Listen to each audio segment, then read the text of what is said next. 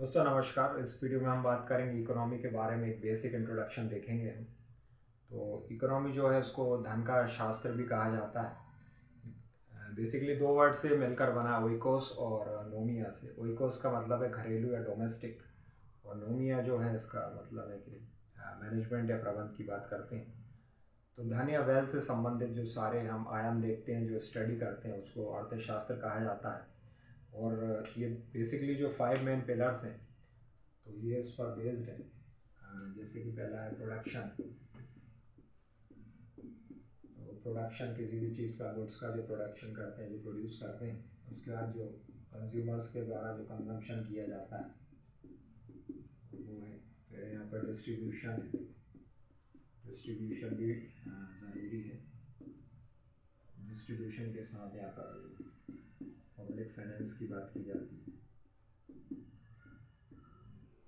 Public finance है इसके बाद।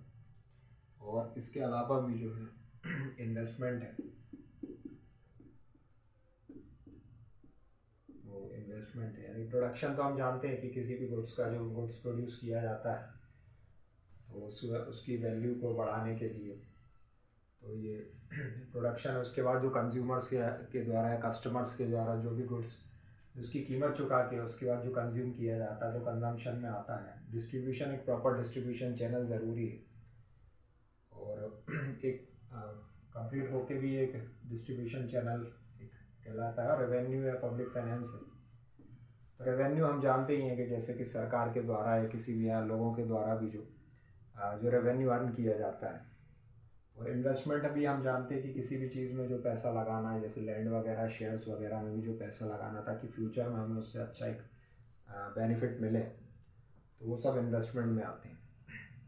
साथ ही इसकी अलग अलग जो डेफिनेशन जो दी है, जैसे कि एडम स्मिथ, जिन्हें फादर ऑफ इकोनॉमिक्स भी कहा जाता है, एडम स्मिथ ने इसको कहा है कि ये धन का विज्ञान है। और उन्होंने अपनी बुक जो 1776 में लिखी थी, वेल्थ ऑफ नेशंस में कहा था इसके बारे में, वेल्थ ऑफ नेशंस में।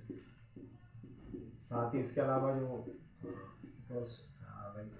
अर्थशास्त्री ने कहा था, मार्शल ने, कि एक मनुष्य का जो व्यवहार है उसका अध्ययन, उसकी स्टडी है ये।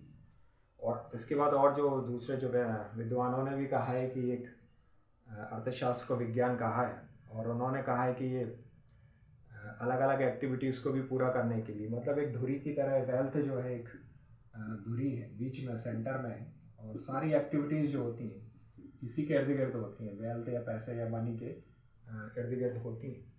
बिना इसके कोई भी एक्टिविटीज़ नहीं हो सकती, हम जानते हैं। क्योंकि डेवलपमेंट का भी काम हो है, विकास भी तभी संभव है, बिना पैसे के तो होना संभव है नहीं। उसके बाद जो दिनचर्या, डेली की जो डेली नीड्स, दैनिक ज़रूरतें भी हमारी उसी से पूरी हो पाती हैं। तो ये भी सब इसी पर बेस्ड है। तो साथ ही साथ इसके अलग अलग प्रोस्पेक्ट में भी हम देखें तो विज्ञान के रूप में, जैसे कि एक डेली हमारी जो ज़रूरत है उसके हिसाब से एक सिस्टमेटिक जो हम अध्ययन करते हैं। साथ ही पूर्व अनुमानों पर, जो पुराने जो ओल्ड कॉन्सेप्ट है उस पर भी बेस्ड है। इसके अलावा भी जो अगर आर्ट के फॉर्म में देखें तो हमारी डेली जो लाइफ है उससे संबंधित है। तो ये सब हम इसके अंतर्गत बात करते हैं। साथ ही जो प्रोडक्शन में हम बात करते हैं कि किसी भी गुड्स का जो प्रोड्यूस करते हैं एक पर्टिकुलर टाइम पीरियड में, तो वो भी इस इकोनॉमिक एक्टिविटीज़ के अंतर्गत आता है। फिर कंजम्पशन हमने बात की, अलग अलग डिस्ट्रीब्यूशन, और पब्लिक फाइनेंस के साथ साथ इन्वेस्टमेंट की भी बात की इसमें। तो ये सारे पिलर्स जो हैं, और इसी मोटिव्स के तहत हम इकोनॉमी को पढ़ते हैं और इसके अंतर्गत उसकी स्टडी करते हैं। तो ये बात की हमने इस टॉपिक के बारे में। एक ब्रीफ इंट्रोडक्शन था ये क्लास। नेक्स्ट वीडियो में मैं आगे के जो और भी जो पार्ट्स हैं उनको कंप्लीट करूँगा मैं। तो ये सीरीज़ कंटिन्यू रहेगी। और आप बताइएगा कमेंट्स में कैसा लगा ये वीडियो। Thank you.